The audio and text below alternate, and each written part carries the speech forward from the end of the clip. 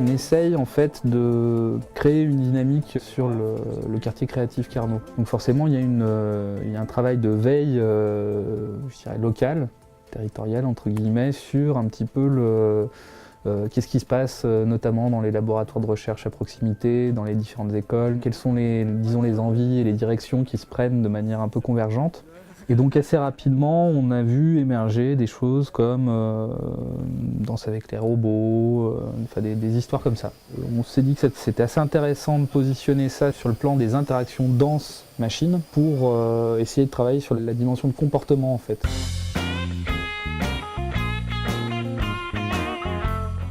Ce qui devient un petit peu la marque de fabrique des labos, c'est de commencer par une expérience collective parce que c'est toujours bien de comprendre en fait une situation par l'expérience en fait qu'on peut faire d'un usage. On pense par exemple que pour mettre au point des interfaces qui ont du sens dans une pratique de danse, il faut comprendre ce que c'est que la pratique de danse. Dans l'impro, je sens que tu pourrais toujours aller plus loin, mais tu es toujours ramené à un truc, une perception de toi-même, une sensation où hop, ton regard il part, je sais pas, ça peut être le regard des autres.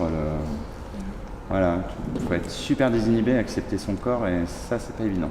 On a demandé à chacun de s'exprimer sur ses expériences en fait, personnelles, parce que là on regroupe des gens qui déjà travaillaient sur le sujet. À partir des différentes convergences en fait, qu'on a pu identifier, on a créé des groupes de travail et on a commencé à travailler sur une première esquisse de projet par groupe. On divise l'ensemble en 4 groupes, 4 projets.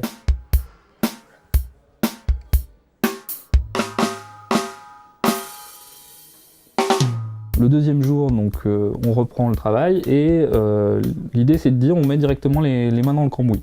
Il faut être en capacité en fin de journée d'avoir une proposition formalisée, visible à l'issue du premier jour. Et donc ce travail-là un peu à l'envers permet de positionner déjà les limites techniques, d'identifier un petit peu qu'est-ce qu'on va mettre en place et ce sur quoi on va vraiment travailler à ce niveau-là.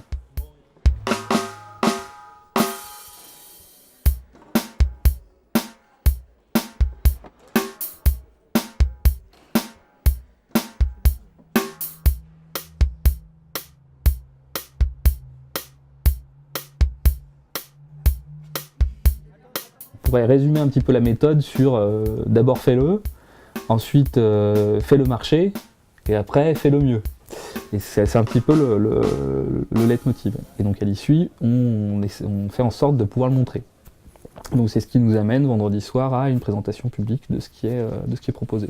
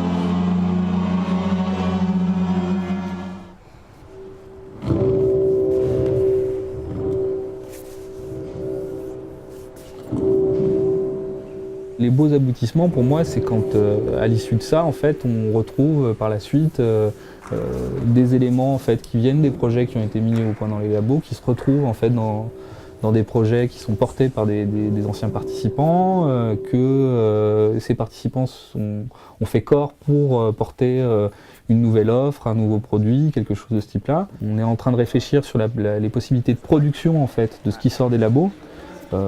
Qui seront, je l'espère, à terme quelque chose de réel où on pourra produire des produits, des services à l'issue des innovations qu'on peut faire dans ce type